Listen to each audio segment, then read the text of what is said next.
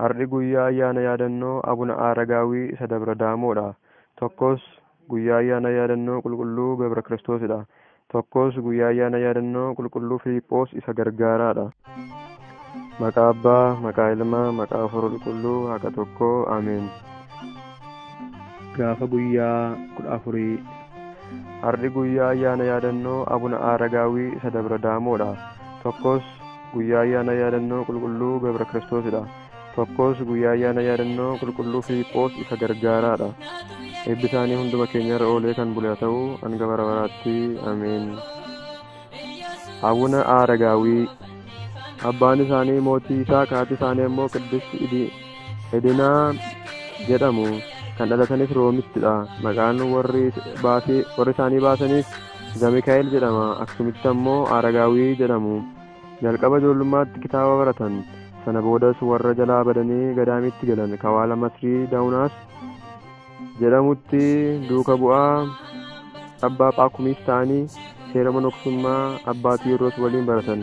Ergasiis gara biyyaatti deebi'anii Room namoota maatii moototaa keessaa namoota 7 gara Kawaalaa akka galan taasisaniiru. Eessan deema jedhanii osoo yaadanii ergamaan Waaqayyoo Aksum fidee itti agarsiise. Sana booda deebi'anii warra hafan 8 fidanii dhufaniiru. Yeroo kanatti haatii fi abbaan isaanii waliin turanii. Nama 8 yeroo fidan isaan wajjin 9 qulqulloota 9 kan jedhaman isaan kanadha jechuudha. Abbaan Aaragaawwiin erga qulqulloota biraatiin adda ba'anii booda iddoo dhoksaa kadhannaaf mijatu barbaadaa baay'ee dadhabanii. Boodas Dabra Daamoo arganii jaalatan. Haa ta'u malee tabbisaa ba'uudhaaf rakkisaadha. Waaqayyos ammoo jawwee xiqilee 60 dheeratu tokko ajajamee fi akka tabba sana gubbaa baasu ni ergeefi. Isaanis xiqilee jawwee irra taa'uudhaan ol bahanii. Yommuu ol bahanis halleeluuyaa Abbaaf, halleeluuyaa Ilmaaf, halleeluuyaa Hafuura Qulqulluuf jedhanii akkuma galateeffataniin hibistiin gubbaarraa gadi bu'ee fi soorataniiru. Dirreen sunis kanumaan dirree halleeluuyaa jedhamte.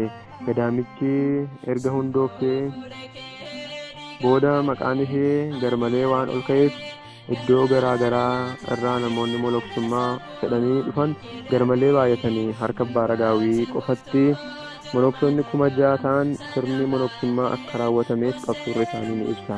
Kanaaf abbaa monoksotaa Itoophiyaa jedhamuunis waamamu. Kitaaba qopheessuudhaanis baay'ee dadhabaniiru. Kanaanis Qulqulluu Yaareedii fi mootiin Gabra Masqal jedhamu yeroo hunda isaan akka gaafatan ni himama. Luka tabbichaa jalattis Kawaala Kidaana Miratii hundeessuudhaan haadha isaanii dursituu monoksotaa kan jalqabaa taasisaniiru. Abbaa Aaragaawwiin dhalatanii waggaa 99 booda kallattii gadaamichi itti argamurraa bahan dhokatan yookiin miliqanii gara dachee jiraattotaa galaniiru. Guyyaa fudhatamuu isaanii kanas manni kiristaanaa keenya onkoloolessa 14 ni kabajji. Gooftaanis waadaa guddaa dhiifama hanga dhaloota 15tti argamsiisu abbaa keenyaaf kenneeraafi.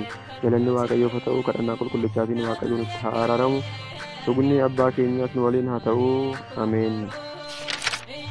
Tokkos har'i guyyaa yaadannoo Qulqulluu Gabre Kiristoosidha. Abbaan isaa Tewoodiroos jedhama. Gabre Kiristoos ilma mootii ture. Garuu badhaadhina biyya lafaa kana ni jibbe. Guyyaa gaa'ela isaas ani Kiristoosiif of kaadhimeera jedhee mana misirrootii halkaniin uffata biraa uffatee bade. Baahitaawii yookiin kopheessa ta'ee jiraachuu ni filate. Karaa dheeraa deemees karra Bataskaana Maariyaamii biyya Armaanitti argamtu fuuldura kadhattoota gidduu taa'e. Akka warri isaa irratti hin beekneefis ni kadhata ture.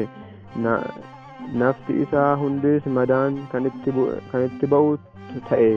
Loltoonni mootichaas barbaacha yommuu mana kiristaanaa sana ga'an isa baruu hin dandeenye. Wanta kadhattuuf kennamus kennanii fi bira darbanii. Waggoota 15 erga haala sanaan jiraatee booda kadhattuu fakkaatee deebi'ee qe'eedhuma warra isaa dura taa'e.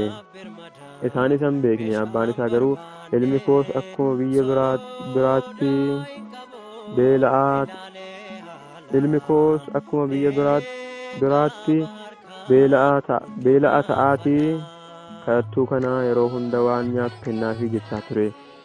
Hojjettoonni qe'ee mootichaa garuu nyaata isaaf yommuu kennan lafee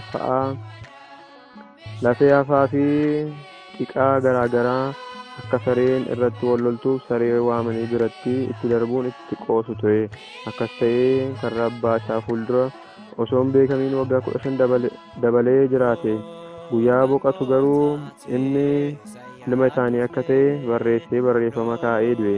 Awwaaluuf yommuu walitti qabamanis barreeffama inni barreessee kana harka isaatti arganii barreeffamicha harkaa fuudhuu dadhabanii.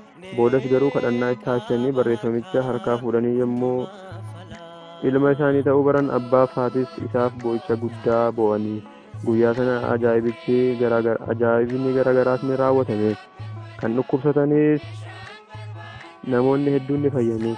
Yaadannoon boqonnaa isaa Onkoloolessa 14dha. Galanni Waaqayyoof haa ta'u, kadhannaa qulqullichaatiin Waaqayyoon nutti araaramu. Tuqni abbaa keenyaas nu waliin haa ta'u hanga bara baraatti. Ameen. Tokko sarri guyyaa ayyaana yaadannoo qulqulluu Filiiphoos isa gargaaraadha. Maqaa kanaan kan waamamu namoota lamadha. Tokko duuka bu'oota 12 keessaa yoo ta'u, tokko immoo abboota 72 yookiin gargaartota 72 keessaayi. Kan jiraate naannoo Qisaariyaa yoo ta'u, nama maatii horatee jiraatee fi abbaa ijoolleeti. Yommuu gooftaan duuka bu'ummaaf isa waamuyyuu dubartoota 4 qaba ture. 7 dhukkubbii dura ergamee barsiiseera. Ayyaana 50 booda immoo daaqonoonni 7 tajaajilaaf yommuu filataman namoota 7 filaman keessaa Filiiphoos tokko ture. Hojii duuka bu'ootaa boqonnaa 6 irratti akkuma ibsame Simoon falfaltichaa fi namoota hedduu cuuphuu danda'eera. Akkasumas hojii duuka bu'ootaa boqonnaa 8 irratti Filiiphoos nama Itoophiyaa kan Yerusaalem dhufe akka wangeela barsiisee cuuphee hubanna. Filiiphoos namicha kanatti hiikuudhaan hiikaa kitaaba raagaa Isaayyaas erga barsiisee booda yommuu iddoo bishaan jiru gahan cuupheera. Namichi Itoophiyaadhaa Yerusaalem dhaqee ture gammachuudhaan gara biyyaa kan deebi'u ta'eera. Kunis bara 34tti akka ta'e dubbatama. Egaa lammii kiristaanummaa biyya keenya keessatti nama xu'aashicha Baakoos jedhamu kan bulchiinsa mootitti Hindakee irratti aboo qabu akka cuuphame hubanna. Biyyi keenyas biyyoota jalqaba kiristaanummaan lallabameef akka taate kanaan hubanna. Qulqulluu Filiiphoos ijoollee isaa durbaa 4 waliin osoo wangeela lallabaa jiraatu guyyaa kana boqoteera.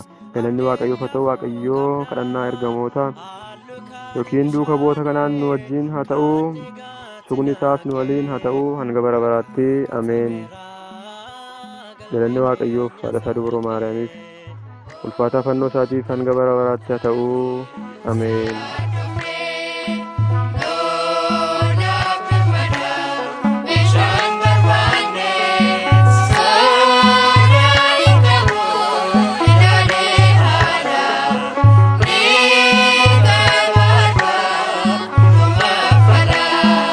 Kan gooftaa muraasni abidda yoo lixee Nabukadnezar nu balleessuuf fixee baay'ee taane baana xiqqoodhaan gad buune shaakalleedha malee lubbuudhaan hin duune.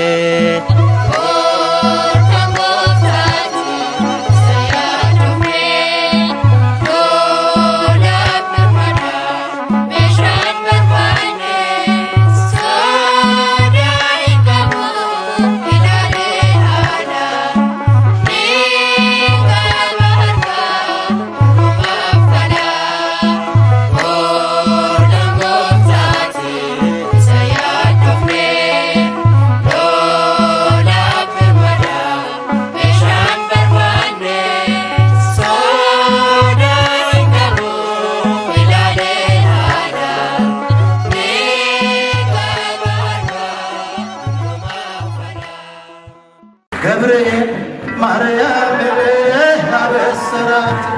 abesserat wend ልጅ ትወልጃለሽ አላት።